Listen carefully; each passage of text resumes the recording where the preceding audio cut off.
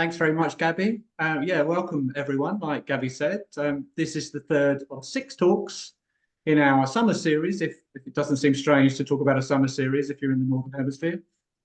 If you missed my interview with Stephanie Kelton or Josh Farley's lecture on ecological economics, you can find recordings on our playlist. Modern Money Lab is a registered charity which, among other things, runs an online global master's degree in modern money theory and ecological economics in partnership with Torrens University. I'm sure a relevant link will pop up in the chat, and I'd love you to join the many part-time students on the program if that would suit you. Randall Wray is a professor of economics at the Levy Institute of Bard College, a visiting or honorary professor at various institutions, and has done, in my opinion, more than anyone else to identify the intellectual roots of MMT in the history of economic thought and other disciplines. He's published a multitude of journal and other articles. The first book-length discussion of MMT, Understanding Modern Money, in 1998, his Modern Money Theory Primer, the third edition of which I believe is about to be published, Making Money Work for Us in 2022, the companion illustrated book Money for Beginners in 2023, of course, his macroeconomics text, which was co-authored with Bill Mitchell and Martin Watts. And I won't go through all the others, except to say that one of my favorite books is Why Minsky Matters, which Randy published in 2015. Finally, I should say he won the 2022 Veblen Commons Award for lifetime contributions to institutionalist thought, which in my opinion is the only academic economics award worth winning, with no exceptions. And I think from my introduction alone, you can see he was a very worthy winner. I always learn things from listening to him, and it's a great privilege to have him with us today. So thanks very much, Professor Wray. Over to you. Okay, thanks a lot for the opportunity and for mentioning those books.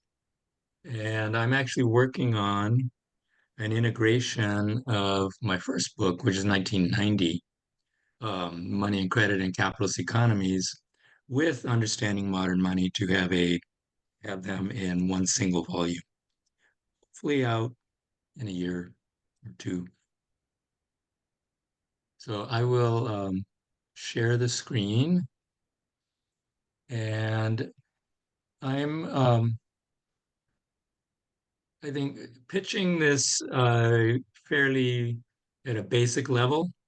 I think we will have plenty of time for questions and answers after the presentation, so I'm happy to go into detail where I can.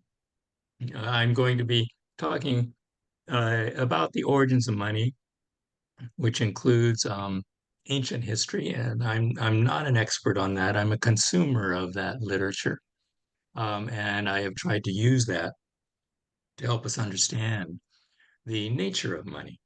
So let me begin. The way that most economists, and I think intuitively, this is the way most people begin when they're asked, what is money? They are going to focus on the functions of money. What can you do with money? And so, of course, the most obvious one is that you can spend it. So that's the medium of exchange. You can pay bills with it. And I have put here in bold, and taxes. Now, that's not usually included, but of course, MMT includes that as an important function. So this is the means of payment. You can save it. You can hoard it. And saving is good, but hoarding is bad. So there's a good side to it and also a bad side to it. And then finally, I have also bolded, you can redeem it. Now, I'm going to argue this is one of the really fundamental functions of money, but this also is usually not emphasized by mainstream. Money is an institution, so I'm glad you mentioned institutional economics. Dudley Dillard, who was a bridge between post-Keynesian and institutional economics, argued that money is the most important institution of a capitalist economy. And J. Fag Foster, who was an important institutionalist who also understood Keynes very early on, argued that the very word institution connotes patterns of correlated human behavior. It does not pertain to non-human phenomena. So what that means is that money cannot be a thing. Things are not human behavior. And most of the time, what people are thinking about is, well, money is that thing I use as a medium of exchange. Well, that's not an institution. Okay. So money cannot be a thing. What's the nature of the institution that we call money? And uh, this has been uh, written about by MMT people in the past. I think Jeff Ingham is the best on this topic. One commonality is that all monies are measured in a money of account, but the nature of money has to amount to something more than a unit of account if money is an institution. The most obvious shared characteristic is that they are evidence of debt. Debt is an institution. It's a behavior. What we have is a socially created and generally accepted money of account and debts that are denominated in that money of account. So that is what I'm using as the nature of money here, very simplified.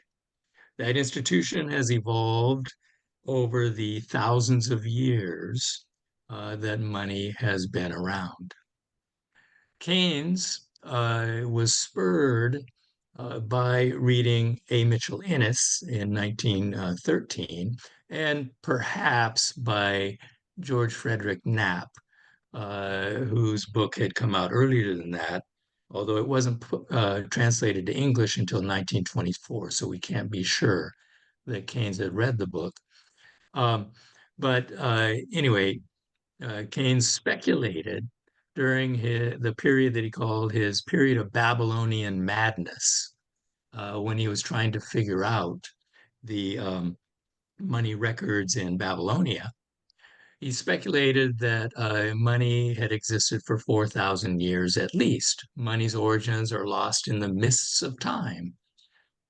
Well, we imagine that the use of credit is a modern invention. When we look back through those 4,000 years, what we find is that to the extent that money was used in purchases, those purchases were mostly based on credit, not on a medium of exchange, meaning that someone had to keep track of the debts. There had to be a way to record debts and credits if we mostly are using credit and debt. So writing had to be invented. And it turns out that the origins of money and the origins of writing are tied very closely together so far as we can figure out.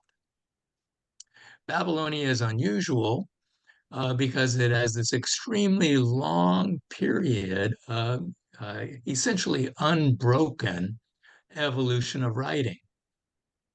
From 8,000 to about 3,500 BC, what we find is these little tokens. And the tokens look somewhat like what they represent. So you have a different token for a basket of wheat or barley, and another token for a goat. And sometimes they would push these tokens into clay balls for safekeeping. Now, exactly why they were recording sheep and bushels of wheat 8,000 years ago, 10,000 years ago, 8,000 years BC, we don't know precisely what they were doing. Sometime around 3,200 BC, they realized they didn't have to have a whole bunch of tokens for goats and a bunch of tokens for bushels of wheat. Instead of poking them through a hole in the ball and keeping them all inside, all they had to do was push the token into a piece of clay and then let it harden. And they could use the same token over and over again. So that comes about 5,000 years ago. After that, they realized, you don't really need to make those tokens. You can use a stylus. Around 3000 BC, they start using a stylus to record those tokens in a piece of clay and again let it harden. Around 2700 BC, the markings had become much more stylized markings, and they become much more like the later cuneiform writing that we are familiar with and which we can read. And then finally, around 1500 BC, they created an alphabet. Now, this is the first time that writing replicates spoken language. Before the invention of the alphabet, they had representations of things, and they would use these to record and later to tell stories. Um, but the written language was nothing like the spoken language. Beginning with the invention of the alphabet, then we finally have something that looks like modern writing that can replicate our spoken language. Now, the cuneiform tablets we can read, and so we know what they were recording. What they were recording was credit and debt. And for the first um, uh, almost 6,000 years of these records of writing of various form, it was apparently only records of credits and debts. We don't see writing that is of a religious nature, funerary records of people's lives, and then later stories until very much later than that. So all the earliest writing always is just records of credits and debts, as so far as we can understand it. So that's the historical record. Philip Grierson was the greatest expert of coins, but he also he knew that coins are a relatively recent development. Only about 700 BC, we find coinage, but he knew that money had existed long before that. So where did this notion of recording debts come from? Grierson speculated that it came out of the ancient practice of vergild. So tribal societies that we have come in contact uh, with civilized society, which has writing and could keep records of what they observed, um, they find that they always had some kind of a system for imposing uh, debts for transgressions. And these debts would be payable in things that are relatively common and useful. So you might pay a goat for one kind of injury that you have inflicted on someone. And for a more serious injury, you might owe a horse. Now, these practices I'm sure you're familiar with because they existed up to modern times in the form of things like bride price, where early Western anthropologists who came in contact with tribal society might have thought, well, there's a market here in brides. Of course, that wasn't true. The idea is that if a family is losing a woman to marriage, you have to compensate the family. That's what bride price is. It's just another example of vergild. So anyway, these payments were always in kind, not in terms of a money of account. But at some point, Grierson hypothesized they made this leap from payment in kind to payment of debts denominated in a money of account. This would have been an extremely difficult jump, intellectual leap. Units of measurement are probably as old as humans. So you have a unit of measurement for weight, pounds or kilograms. You have a unit of measurement for length, um, inches or centimeters. You have a unit of measure for volume, liters or gallons. These are pretty simple to come up with. But coming up with a measuring unit that you can measure things that have no obvious physical characteristic in common must have been extremely difficult and occurred much later, around 4 or 5,000 years ago, probably. And Grierson speculated that this is where um, the unit of measurement came from. All the early money units were measurements of grain, barley grain or wheat grain or rice grain.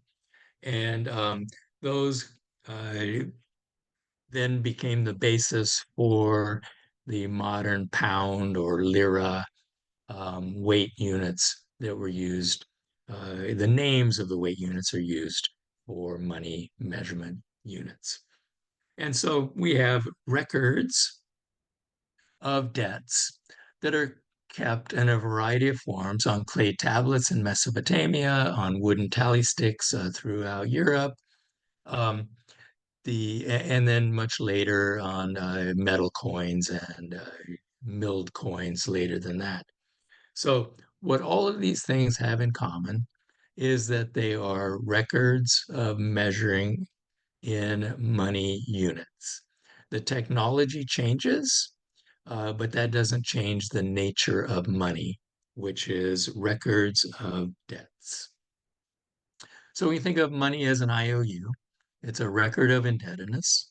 All of the monies that we use today are records of indebtedness. Currency is the IOU of the sovereign government, Uncle Sam in our case.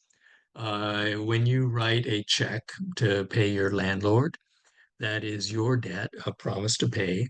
Now, a bank endorses that, and the bank is actually going to make the payment for you using its liability. And then finally, we have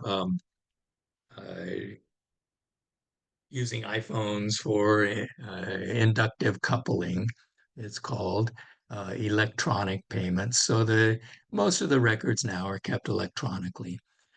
Technology changes, but it doesn't change the nature of money. And just because someone might have this question, is crypto money? The answer is simply no. It does not qualify. Crypto is nobody's IOU. And what is it? It's an instrument for separating stupid people from real money. That's what it's all about. The second thing crypto does not have is redemption.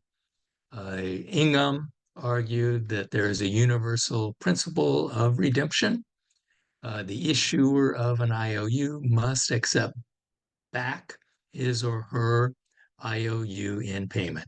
So Eric Tamoin uses this example. I think it drives the point home very well. So Joe opens a pizzeria and he's trying to drum up business in the neighborhood. He issues a bunch of free pizza coupons to the houses in the neighborhood, and people come in with their free pizza coupon. They redeem the coupon for a free pizza, and we use that term for redeeming coupons in America, and I suppose you do in Australia too. And it does come from this practice of redemption of IOUs. Once Joe has redeemed that coupon for a pizza, he is no longer in debt. He has to accept back his own IOU, redeem it, and then he is no longer in debt. What does Joe do with the coupon when he receives it back? Well, he tosses it in the pizza oven and burns it. Because once Joe receives it, it is no longer worth anything. It's only worth something when it's in your hands. It's not worth anything when it's in Joe's hands, because it would be very schizophrenic for Joe to force himself to supply a pizza to himself. Farley Grubb um, gives an example, and we actually had used this from the very beginning of the creation of MMT. Matt Forstater was our historian of thought. back in the mid 90s. And he found, something that everyone had read, but we had overlooked it in Adam Smith's Wealth of Nations. Adam Smith said, there's this very strange thing going on in the American colonies. Those colonial governments are issuing paper money. And as long as they don't issue too much, people will accept them, even if they're not backed by gold.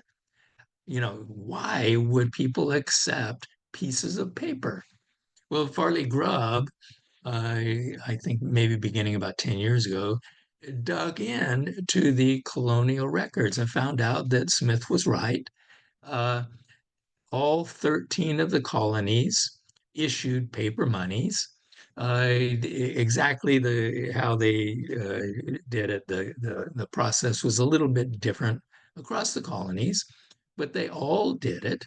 And much of this paper money was issued without a promise of redeeming it for gold. Instead, what they would do is pass two laws simultaneously. One law would authorize printing, say, 10,000 pounds of Virginia currency. We were a colony, so we called the currency the pound. It was only when uh, we revolted and purposely thumbed our nose at the British by changing our currency to the dollar, modeled on the Spanish currency to show our independence from Britain. So anyway, the colonies used the pound as their unit of count, but it was a Virginia pound, not a British pound. The reason why the colonies decided to issue paper money was because the crown prohibited us from coining uh, money. We could not do that. And of course, the reason the British did that is because they wanted us to earn British coins, and we would have to export to Britain in order to get those coins.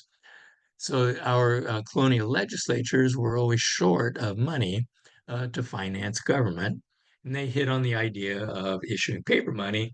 And as far as I can tell, this was the first major example in the West of paper monies, although China had been using them for some time.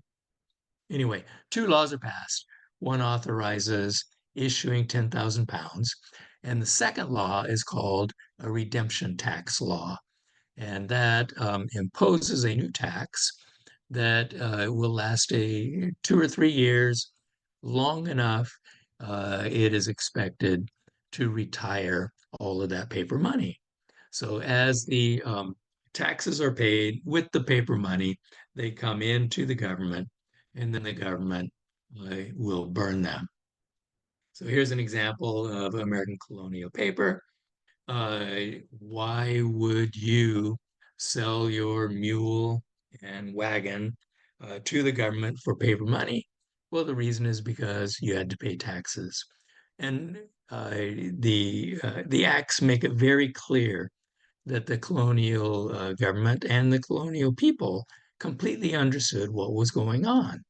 And that is that the taxes are going to redeem the currency. Burning the notes, make sure that you don't have someone stealing them and trying to reuse them. And it takes them out of circulation so that they will not cause inflation.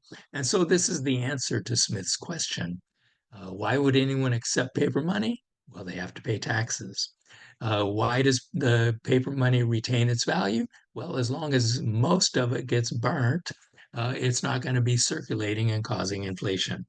And it turns out that about 75% of the notes typically were collected and burned in tax payment, and about 25% would continue to circulate, and some people would pay some of their taxes in coins. So if you're asked the question, which comes first, spending or taxes, the spending has to come first because you have to put the currency into existence before taxes can be paid. Taxes do not fund spending.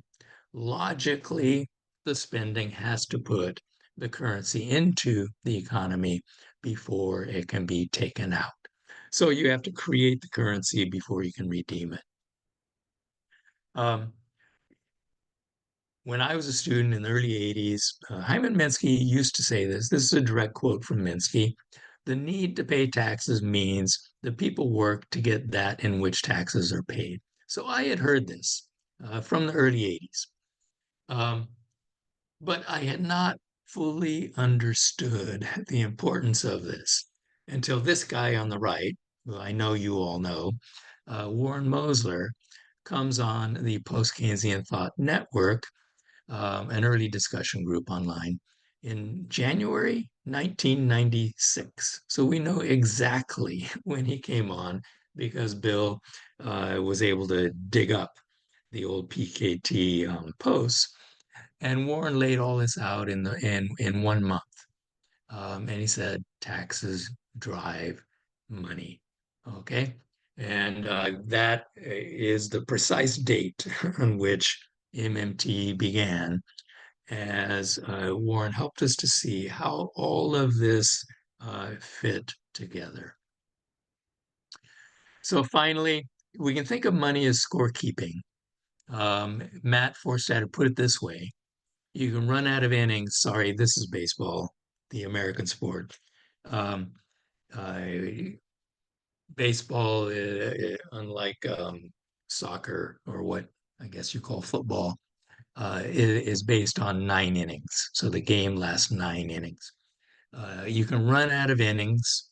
You can run out of time in a soccer game, but you cannot run out of runs. So we call them runs. I'm not sure what you call them in soccer. Scores, maybe, which comes from tally sticks, of course. So anyway, if the home team hits another home run, where's the scorekeeper going to find another run? Does he have to take it from the other team? No, of course not. In the old days, they would just put up a 5 card over the top of that 4. Today, they just keystroke the credit. Um, Stephanie argues, I'm sure you heard her say this, that we should not think of government bonds as a debt. We should think of them as government owes us's. That's our financial wealth. And this is what, of course, it was obvious from Minsky too, but this really was what Wynne Godley brought to modern money theory, the notion of the sectoral balances approach, and then a closed economy with only a government and then a non-government private sector. It has to be true that the government's debt exactly equals our net financial wealth. In the private sector, we can owe each other, but that's going to cancel out. So at the aggregate level, the only source of financial wealth has to be the government's debt. And if we think of government debt as actually being the government owes us, then it doesn't sound so scary. Okay, uh, what is MMT? My argument, and I have had this slide, maybe with a few words changed, since the invention of PowerPoint, which I cannot remember when that happened. And before that, I had it on transparencies. Um, what is MMT? Well, it's a function of,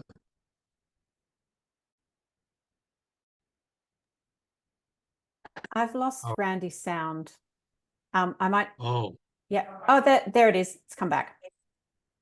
how long was it gone? Only a few seconds. About 3 seconds. Okay, good. So anyway, from the very beginning, 1998, I would say, we were at this point. What we were trying to do was to integrate all of the heterodox approaches into something that we eventually would call modern money theory, MMT. My first book was Understanding Modern Money, so it's pretty clear that we were talking about the approach to the kind of money that we have. So anyway, from Marx, Keynes, Veblen, Minsky, what we borrow is the monetary theory of production in Marx's terminology, but Keynes's early drafts of the general theory was using that same terminology. Veblen called it a theory of business enterprise, but if you look carefully at it, it's exactly the same thing. It's the idea that in capitalist economies, you start with money to produce commodities to end up with more money at the end. You measure success in terms of ending up with more money than you started with. Okay, so that's basically the definition of production in a capitalist economy. From the institutionalists, we borrow two ideas. One is that money is all bound up with power. When you say that, many people will immediately think of all the power to do bad things, but it also gives you the power to do good things. And also we adopt the view, Fag Foster and others, that money is the most important institution in a capitalist economy. From post-Keynesians, we bring in Keynes's original arguments, but also taken up by Davidson and Minsky, that use of money is all bound up with uncertainty. Why is there preference for liquidity? Why do we write contracts in money terms? Why, as Keynes said, does holding money quell your disquietude? Okay, so we have brought in the theory of liquidity preference into our version of modern money theory. And the second aspect that's always been there and was in Warren's January 1996 postings and in my 1990 book was the notion that money is endogenous. The deposit multiplier story is wrong. Banks create money out of thin air, and so does the government. Okay, then from the chartalist and state money approach, we take the view that money is all bound up with sovereignty. As Goodhart said, when you go back in the past or around the world in the present, you see very few violations of the one nation, one money, or one currency rule. And that is because money is bound up with sovereignty. We adopted Lerner's functional finance approach. I believe Matt Forstater was actually the one that brought that to MMT. That says that the government really is different, and government should not be focusing on trying to balance its budget. It should be focused on achieving the public purpose. And finally, sectoral balances. Minsky understood this. It was there implicitly in all of his work, but really Godley was the one who brought in the macro balances approach to the economy. And together, these make up what I believe to be modern money theory. Keynes and the state money approach is in the Treatise on Money, and all of this stuff was in my 1990 book. He said the money of account comes into existence along with debts. That makes it very clear, the tie between money and debts. And he distinguished between money and money of account by saying money of account is the description or title and money is the thing. I don't like that word thing, but it makes you think that money must be a thing. I wish he would have said the money record, which answers to the description. Further, the state claims the right to determine what thing corresponds to the name in a various declaration from time to time. This right is claimed by all modern states and has been so claimed for some 4,000 years at least, which again, that's where the term modern money came from as an inside joke with Matt Forstater and probably Warren too. When Edward Elgar proposed several different titles for the book, and we said none of these is working. And I thought of this quote, and that's where the term modern money came from. Innes, we discovered early on, but he was not there in 1996. I don't remember the exact date, but Innes actually is the clearest. He is the best to read on both the state money approach and on the credit approach to money because he integrates the two. They're both in NAP 2, but NAP's discussion of the credit money approach is not nearly as clear as Innes. So I strongly recommend you read Innes's 1913 and 1914 articles. I think they're the two best pieces ever written on money. It's absolutely clear what the link between the credit and state approaches are. So using Keynes's terms, but Innes's ideas, the state enforces the dictionary by imposing a tax liability, ensuring that the money it issues will be generally accepted because the state takes it in tax payments. And then second, the very nature of credit throughout the world is the right of redemption. So that's the credit money. And then he brings them together. Government money is redeemable by the mechanism of taxation. So this is as clear as you possibly can be. It's the tax that imparts to the obligation its value. A dollar, money is a dollar, not because of the material that it's made of, but because of the dollar of tax liability that you can redeem using it. So summing up, what's money? It's a social unit of measurement, state money of account, and then we designate as money things, Keynes's terminology, money records, I prefer, the IOUs or debts or liabilities denominated in the money account. And then those money records fulfill traditional functions of money to various degrees. So Minsky had this notion of a hierarchy of monies, and then Duncan Foley wrote an entry for the Palgrave on a pyramid of monies. So the degree that these money records can fulfill the functions of money that people typically associate with money depends on where they are in the pyramid of liabilities. Going up in the pyramid, we have the most acceptable. Going down, we have the least acceptable. And going up, we have the most liquid. And going down, we have the least liquid. And then finally, generally, you need to pay down your own liabilities using liabilities that are issued higher in the pyramid than you are. So banks will use government IOUs to pay their debts, and non-financial businesses will use bank IOUs to pay their debts, and so on. Oops, wrong direction. Sovereign currency, use of the currency, value of money are based on the power of the issuing authority. So this is the power that we were talking about, the institutionalist approach. Money is about power, not intrinsic value. Goodhart, I already mentioned, one nation, one currency rule, could not be a coincidence because it's too common. Until the euro, there weren't any big exceptions to this. Taxes drive money. The state imposes an obligation payable in its own money thing or money record. And when taxes are paid, there's a simultaneous redemption. The taxpayer is redeemed and also the government is redeemed. So we have to use quadruple entry bookkeeping. 4 entries are wiped clean anytime a debt is repaid. In the simple model, the state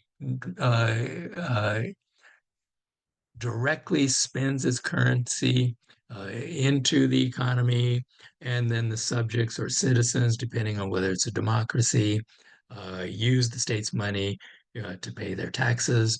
So it's very obvious in colonial America and in the United States, really, until the creation of the Fed in 1913. It's very obvious how the system works. It's much less obvious later on. Bank money is a liability issued by banks and in all modern states endorsed by the state now in 2 ways. There's usually deposit insurance, and then there's also the central bank that will provide reserves on demand. Firms have to borrow, that is, issue IOUs to start production. That's the M part. Lending effluxes money and repaying refluxes money. Redemption follows creation, as I said before. Central banks were originally created to make payments by and to the state. So this was the Swedish central bank was the first, and then Bank of England was the second. They were created to make payments for the state. And then banks gradually discovered that they could use central bank liabilities to make payments to each other, and that's how we get the pyramid. Clearing at the top is through the use of the central bank's liabilities. So they will hold some liabilities for clearing, and that's what leads to the fractional reserve system, which doesn't give us the deposit multiplier, but it does mean that you only need to hold a little bit of central bank liabilities for clearing.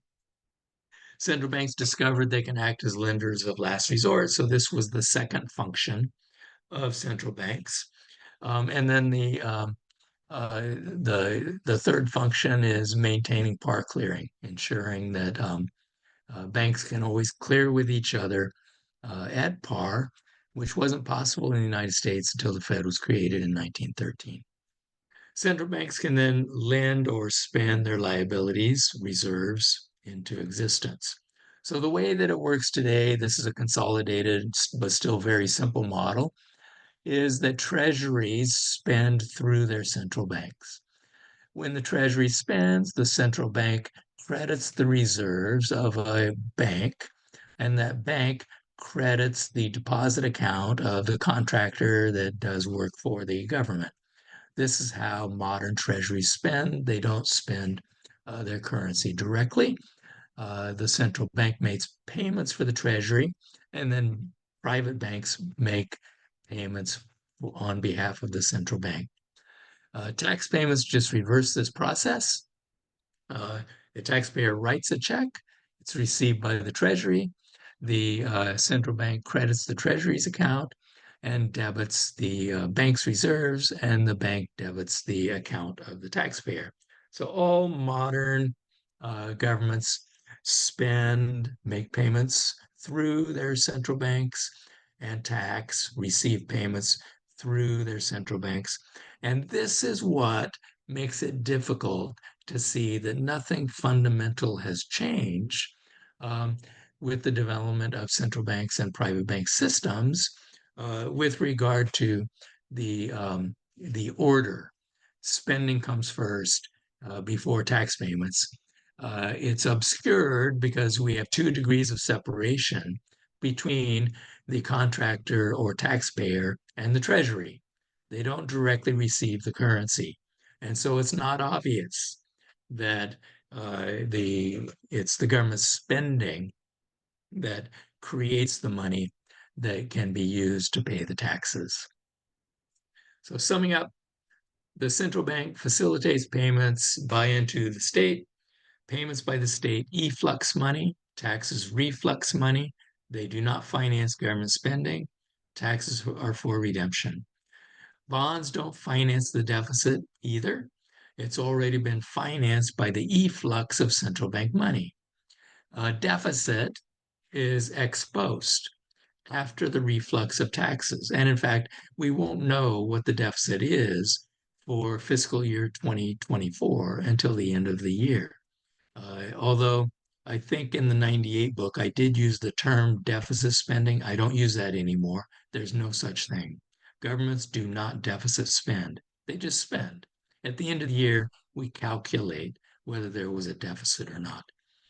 Bond issues are functionally part of monetary policy. So this was a brilliant recognition that Warren brought in January 1996.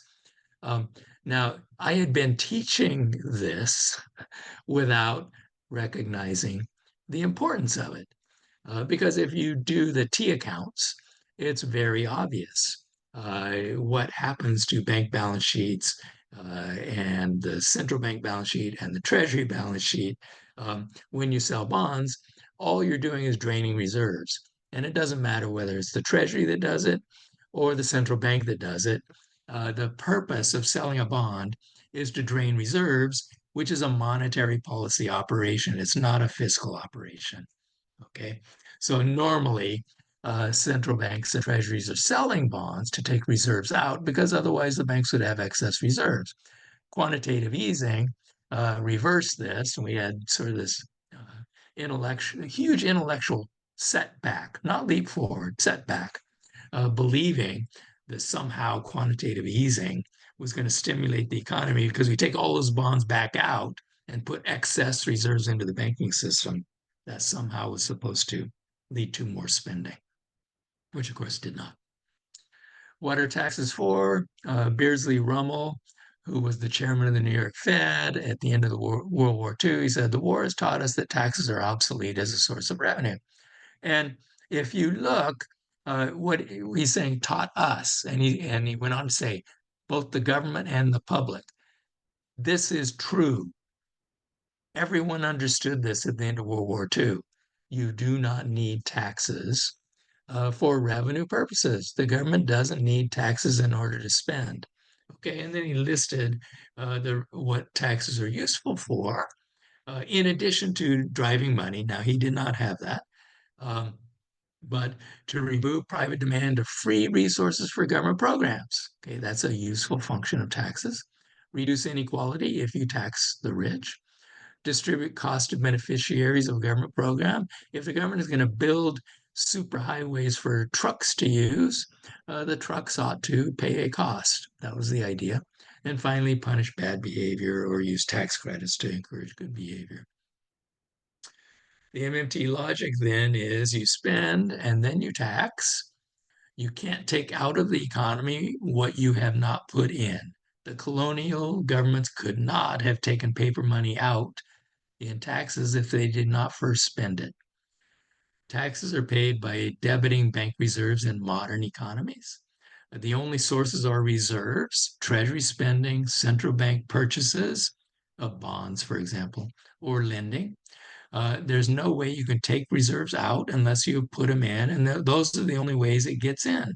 So the government has to put the reserve rabbits into the hat before the magician pulls them out. So that should get you there, but it doesn't quite get all post-Keynesians there. And if you ask a post-Keynesian, which has to come first, investment or saving, they will all say investment has to come first. Investment creates the income that can be saved. Investment is an injection. Injections have to come before leakages. But then if you ask them, which comes first, government spending or taxing, they'll say taxing. The government needs the money before it can spend. Well, that can't possibly be true. Government spending is an injection. Taxes are a leakage. So even if you don't understand how governments spend, you know that the government spending must come first. Before you can take the income out, you have to create the income. So logically, government spending has to come before tax payment. That is it. And this is, was my latest book, a cartoon MMT book, and it has a German edition now. Hope we got time for questions. We definitely do. Thank you so much. Such an interesting discussion and lots of interesting questions here and in the chat as well. Some of them have been answered by other participants, which is fantastic. I think I did cast my eye over one from Shane. Shane writes, do you think we should be using a word other than debt when describing money, the national debt, etc.? Because once you do a presentation like this and people understand, but people can seem confused by the word debt. And Shane says, I know Warren likes to say the net money supply. Do you have any thoughts on the kind of the language and how we are prone to misinterpreting things because of the language having this extra connotations? Yeah, I don't like net money supply. Mm-hmm. Because I'm not going to call a bond money supply. I, to the extent possible, I would prefer to use the specific form of money. So if it's a deposit, call it a deposit. If it's currency, call it a currency. If it's reserves, call it reserves. Don't use the term money because it's too vague. So let's be really specific. Okay. I am very sympathetic to the view that you shouldn't use scary words. And we are trying not to use scary words. And it's true that debt is scary. I think most of the time it will be perfectly fine to use the word bond. Bond doesn't have a negative connotation. Now, I know that low income people are not likely to hold government bonds. When I was a kid, we used to take 25 cents a quarter to school every month and add a quarter toward a U.S. saving bond. And all the kids were encouraged to get a saving bond. And we would end up paying $17 to get a $25 saving bond. And it was a very pleasurable thing. Bond did not have a bad connotation at all. Mhm. And I don't think it has a very bad connotation. So I would use the word bond. However, look, debt is universal among humans, and we also know among animals. Chimpanzees keep records of debts. Debt is not necessarily a bad thing. You are indebted. When someone invites you to dinner, you've now got a debt. Okay. Is that a terrible thing? No. It helps bring people together. You've got a debt. Now, if you repaid them exactly the same dinner that they gave you, they would think that's kind of bizarre. Okay. So it's not a specific debt and it's not a money debt, but it is a debt. We're indebted in many, many ways. You know, you all say you have debts to your parents, of course, they brought you up, you feel indebted. Is that a bad thing? No, of course not. So I'm sympathetic, but I'm not going to go all the way and say we need to get rid of this word debt. There's another question here, which is from my partner, Alexander. And he says, can you say something about the relationship between money and wealth? Okay. Well, so monetary debts that we hold as assets are part of wealth, but it's only financial wealth. I would prefer that we call it financial wealth instead of saying we hold money, because probably a very small part of your financial wealth is going to be in the form of cash. You hold a wide variety of financial assets directly and through your pension fund. And that is financial wealth measured in money terms. But you also have a lot of real wealth. Maybe you own a house, and that is a real asset, but you also measure that in money terms. So wealth is a broader term than financial assets because it includes real wealth. But you know, as you develop a monetary production economy, eventually virtually everything gets monetized. And I'm not saying that's a good thing. I don't think it is. But if you're in America and you ask anyone, you can point to anything and say, you know, what is that worth? They're going to give you a dollar answer, right? And if an airplane crashes, we almost had one here in Portland. You probably heard about the false door being blown off a plane in the air. You know, we're going to measure the pain and suffering of the people in that flight in dollar terms, and they're going to get compensated in dollar terms. So it's sort of inevitable that you start, if you live in a thoroughly monetized economy, you're going to start measuring everything in money terms. Yeah. I think this is not a new concept, though. I mean, you were talking about earlier in your lecture about if somebody had wronged you, you might expect compensation in terms of some food or an animal or something that's material. So Yes. it's, yeah, it's part of our human nature, I guess, in a way, but taken to the extreme. It's where debt comes from. Mhm. That's the origination of debt. Yeah. Well, there are other kinds of debts too. That is a debt that's imposed. It's imposed on you because you did something wrong. Um, there always has been reciprocity among humans and among chimpanzees. I do something for you, you do something for me. That's a debt. Mhm. Can I ask a question, Gabby? Just one, abusing my position. Why are so many economists scared of this story, Randy? Because they are. Well, I think there's a wide variety of reasons. So, if you're an economist, you have devoted probably a minimum of 15 years of your life to learning neoclassical economics and becoming proficient enough at it that someone will give you a job doing it, either teaching or giving policy advice or whatever. And you find out everything you know is wrong.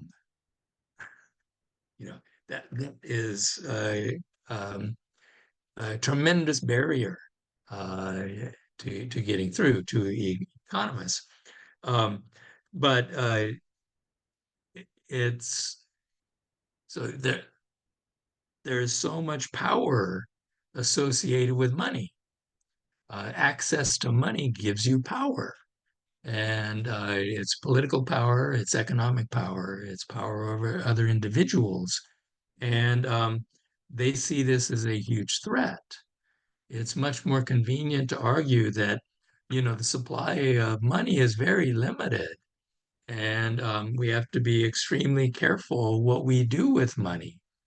We don't want the government to waste money hiring unemployed people, So I think that there's lots of that too. How policy would change a lot against the interests of the people now in power if everybody understood this. So I think there's individual reasons, but there's also that kind of a reason. It could change everything.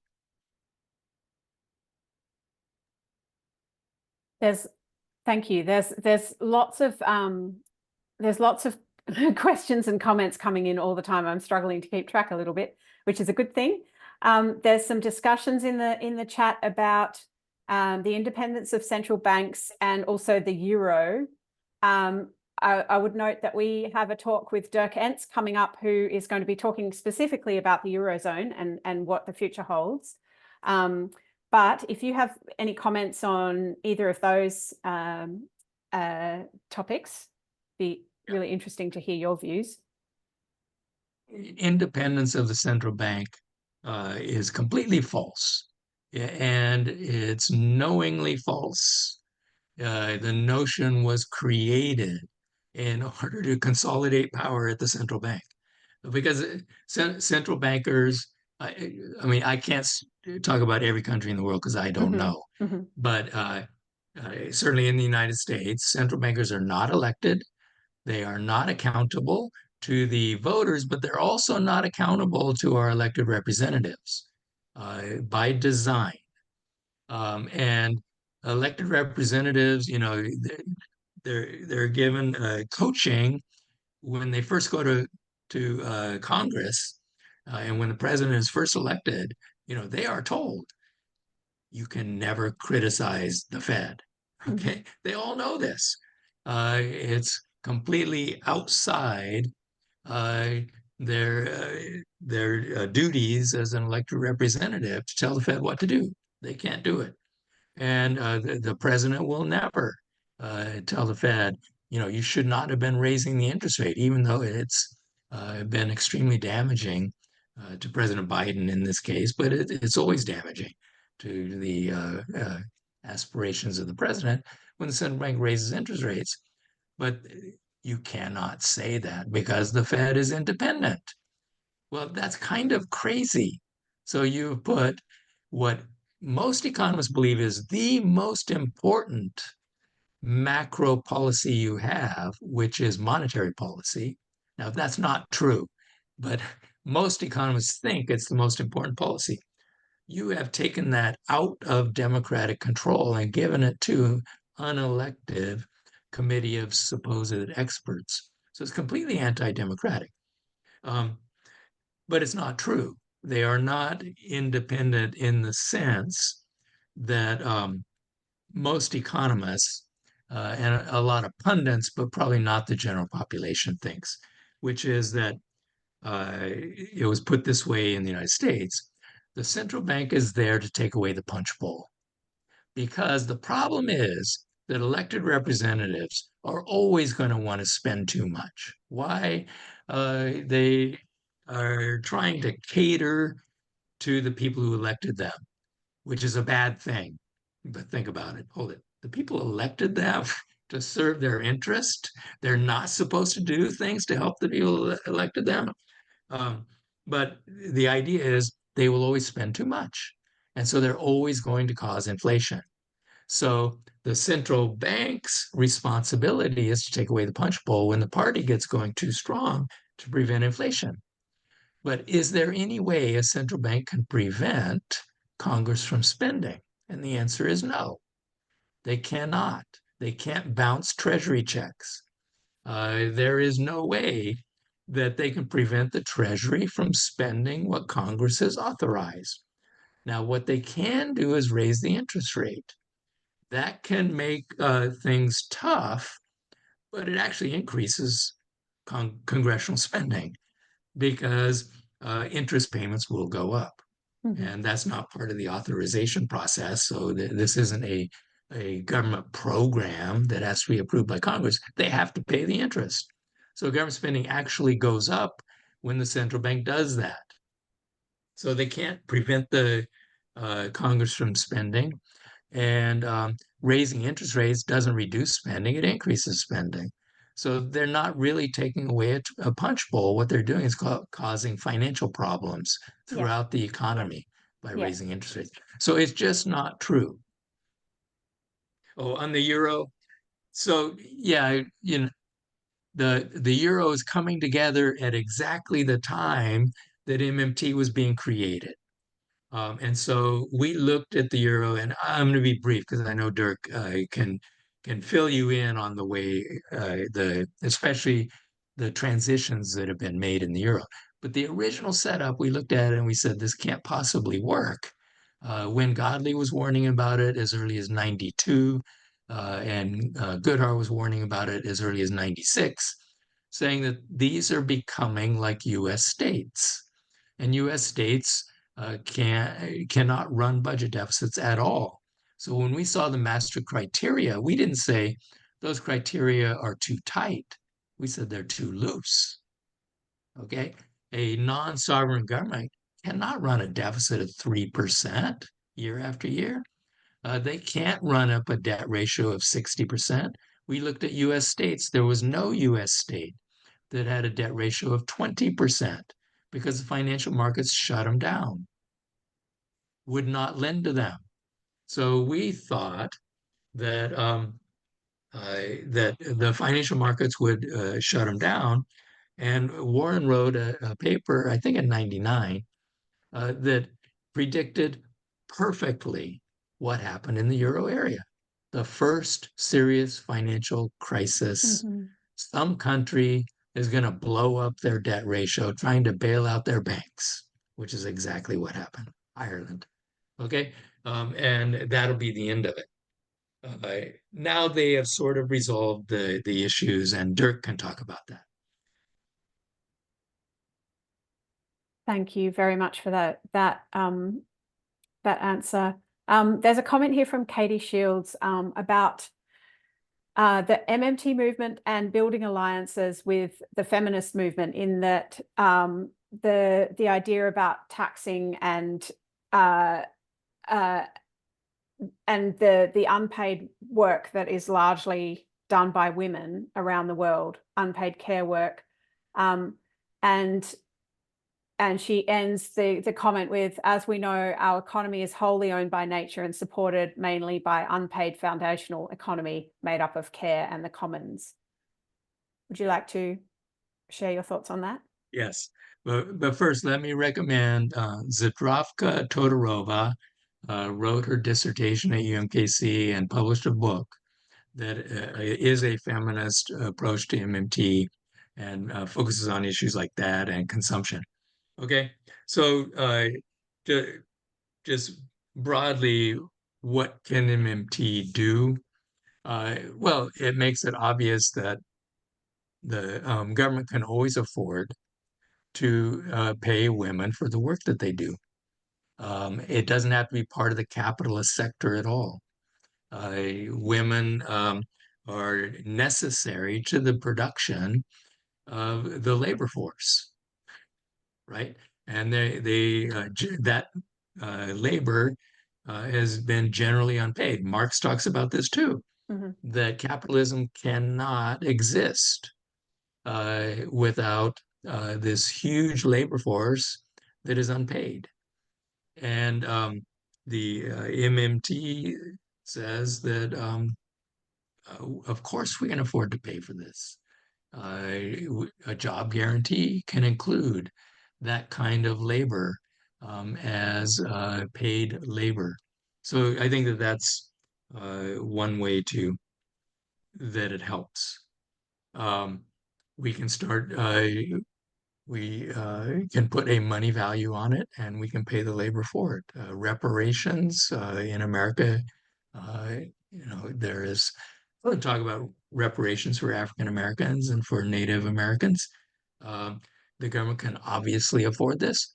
The only issue for any of this, for paying women for the work that they do that's unpaid, and for reparations, for injustice, the only limit on this is the availability of our natural resources and productive capacity.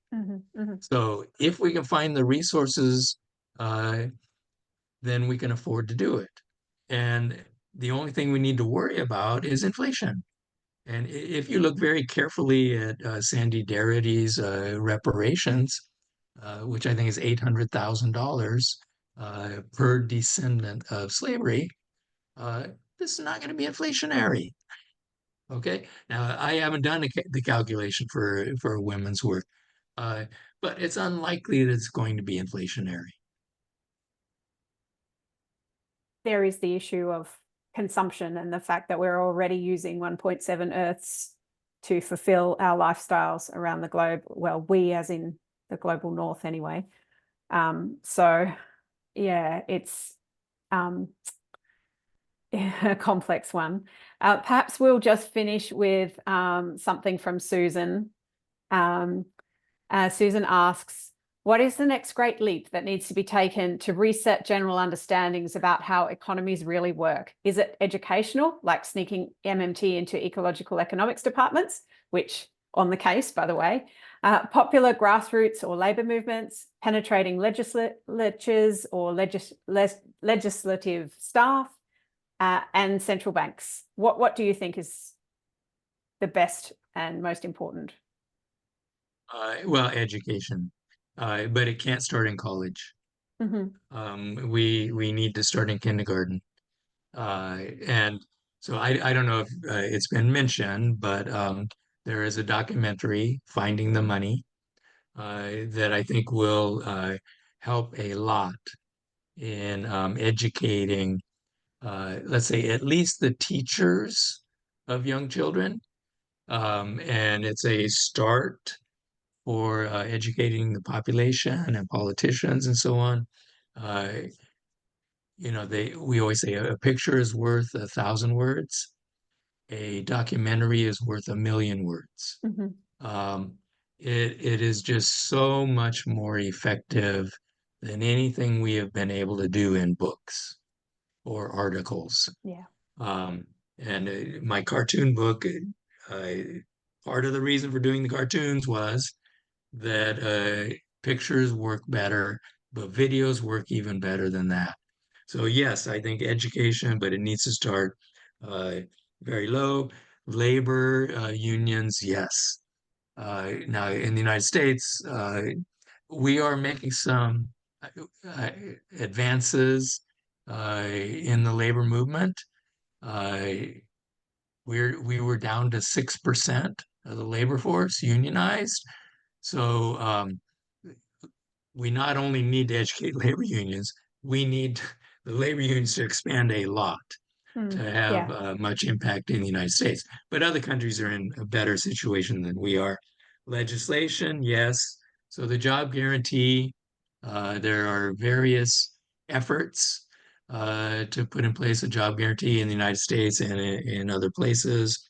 So yes, the job guarantee is an example of important legislation. Um, there was a good proposal for a job guarantee about 10 years ago by Dennis Kucinich. Pavlina and I met with him. He understood literally within 2 minutes. He said, I will sponsor that legislation. The problem is the pay for part of it was all screwed up. So you have to make sure that the legislation understands MMT. So it's not enough just to be, the government ought to employ people who can't otherwise find a job, but you've got to have the MMT part in there too. Otherwise, it won't get through. If you don't have the pay for part right, it will never pass. So MMT has to influence that kind of legislation. Central banks, no, I think that what we need to do is eliminate central banks, um, the kind who are trying to implement monetary policy, and replace them with a robot that can that can manage the payment system. I think it's not a matter of educating them. It's a matter of essentially getting rid of them. We don't need them, and they are never going to be sympathetic to this stuff.